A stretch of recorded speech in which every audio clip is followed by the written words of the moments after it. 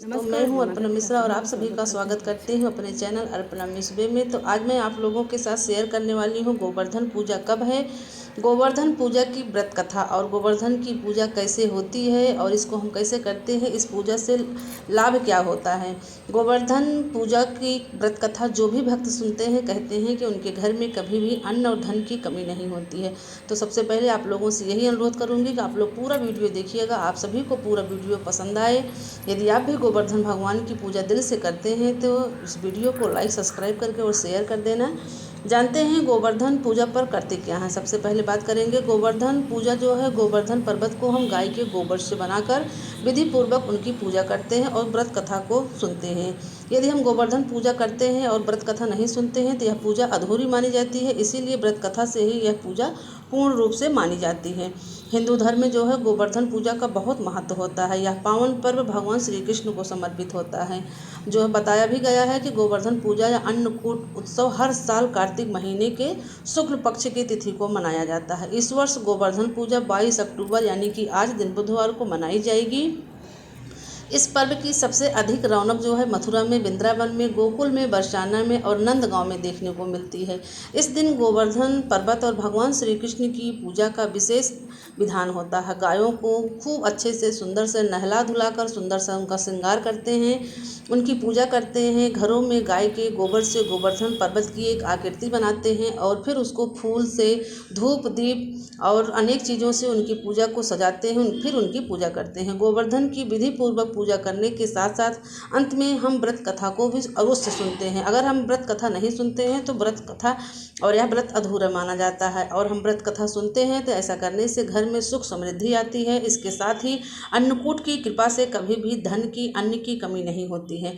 अब आइए अन्नकूट की यानी कि गोवर्धन भगवान की व्रत कथा सुनते हैं। तो बड़े प्यार से ध्यान से सुनिएगा, पूरी कथा सुनिएगा, क्योंकि आधी अधूरी कभी भी ना तो हमें पूजा करनी चाहिए और ना ही किसी भी व्रत का कथा सुनना चाहिए, नहीं तो भगवान की पूरी कृपा हमारे ऊपर नहीं प्राप्त होती है। एक बार धार्मिक मान्यताओं के अनुसार एक बार देवराज इंद्र को अपनी शक्तियों का बड़ा घमंड हो गया था।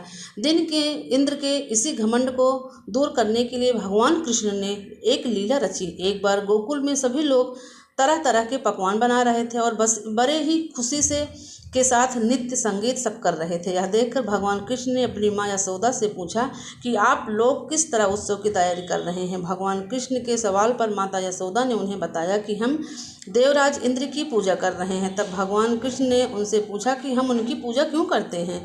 तब यशोदा मैया ने उन्हें बताया कि भगवान इंद्रदेव की कृपा हो तो अच्छी बारिश होती है, जिससे हमारे अन्न की पैदावार अच्छी होती है और हमारे पशुओं को चारा भी मिलता है। माता की बात सुनकर भगवान कृष्ण ने कहा कि अगर हमें गोवर्धन पर्वत की पूजा करनी चाहिए, क्योंकि हमारी गाय तो वहीं चारा खाती है ना, और वहाँ लोग लगे पेड़ पौधे की वजह से ही बारिश होती है। भगवान कृष्ण की बात मानकर गोकुल वासियों जो है गोवर्धन भगवान की पूजा करने के लिए यह सब देख रहे थे। इंद्रदेव क्रोधित हो गए, क्योंकि वो लोग भगवान इंद्रदेव की पूजा न करके गोवर्धन पर्वत की पूजा करने लग गए। तो भगवान इंद्रदेव को क्रोध आ गया। उन्होंने इसे अपना अपमान समझा और ब्रज के लोगों से बदला लेने के लिए खूब मूसलाधार बारिश कर दी।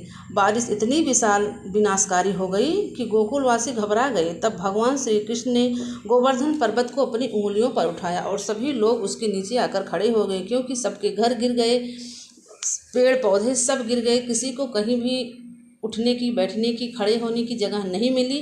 तब भगवान श्री कृष्ण गोवर्धन पर्वत को अपनी कनिष्का उंगली से यानी कि सबसे छोटी वाली उंगली पर गोवर्धन पर्वत को उठा लिया और उसी के नीचे सब अपनी जान बचाने के लिए आकर खड़े हो गए। भगवान इंद्र ने 7 दिनों तक लगातार बारिश की। 7 दिनों तक भगवान कृष्ण ने इस पर्वत को उठाया रखा अपनी उंगली पर। भगवान कृष्ण ने एक भी गोकुलवासी और जानवरों को नुकसान नहीं होने दिया और ना ही बारिश में भीगने दिया। तब भगवान इंद्र को एहसास हुआ कि उनसे मुकाबला कोई साधारण मनुष्य तो नहीं कर सकता है। जब उन्हें यह बात पता चली कि मुकाबला करने वाले स्वयं भगवान श्री कृष्ण हैं, तब उन्होंने अपनी गलती के लिए क्षमा याचना मांगी और मुरलीधर की पूजा करके उन्हें स्वयं भोग लगाया, और माना जाता है कि तभी से गोवर्धन पूजा की शुरुआत हो गई। जो भी भक्त गोवर्धन भगवान की पूजा करते हैं, इस प्रकार भगवान श्री कृष्ण की भी पूजा होती है। लड्डू गोपाल जिनके भी घर में है, इस दिन वो लड्डू गोपाल की पूजा उनको अवश्य करनी चाहिए यदि वो करते हैं, क्योंकि गोवर्धन भगवान के स्वरूप ही कृष्ण लड्डू गोपाल को भी माना जाता है। इसलिए जो भी इस दिन भगवान गोवर्धन की पूजा करते हैं, उनके जीवन के सारे कष्ट मिट जाते हैं, बीमारियां दुख दूर होती है, अन्न और धन की कमी कभी भी नहीं होती है। गोवर्धन पूजा भगवान श्री कृष्ण के बचपन से जुड़ी है। जब उन्होंने गोकुल वासियों को इंद्र से प्रकोप से बचाया है अपनी छोटी उंगली पर उठाकर, उसी तरह भगवान हमारे जीवन के सारे संकट को अपनी उंगलियों से नष्ट कर देते हैं। इंद्र भगवान की पूजा तो लोग करते ही हैं, इस दिन कुछ लोग जो है विश्वकर्मा भगवान की भी पूजा करते हैं।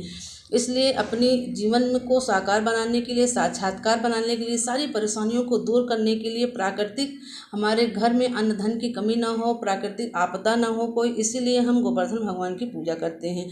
और लास्ट में अपनी गलती को एहसास, अगर हमसे कोई गलती हो भी जाती है तो भगवान कृष्ण से हम क्षमा मांगते हैं। क्षमा मांगने के साथ साथ उनकी 7 बार परिक्रमा भी करते हैं। 7 बार परिक्रमा के साथ उनको जल देते हैं जौ डालकर, क्योंकि अन्न का इसमें विशेष महत्व होता है। अन्न की पूजा जरूर करनी चाहिए, क्योंकि ये अन्न जो है प्राकृतिक, भगवान बारिश के अन्न नहीं हो रहा था इंद्र भगवान की बारिश से, तो जब वो मूसलाधार बारिश रुकी, इसमें अन्न का भी विशेष महत्व होता है। अन्न में जौ का विशेष महत्व है, इसमें जौ जरूर चढ़ाना चाहिए। इस प्रकार से करने से भगवान कृष्ण प्रसन्न होते हैं, गोवर्धन भगवान प्रसन्न होते हैं, आपको आशीर्वाद देते हैं, आपके जीवन की सारी परेशानियां खत्म हो जाती है। इसीलिए इस कथा को जरूर सुनना चाहिए। भगवान श्री कृष्ण की लड्डू गोपाल की पूजा करते हुए जयकारा लगाना चाहिए। 7 बार गोवर्धन भगवान की जो भी भक्त पूजा करता है, परिक्रमा करता है, उसके जीवन की 7 जन्म तक उसके संकट मिट जाते हैं। एक बार हम सभी भक्त बोलेंगे गोवर्धन भगवान की जय।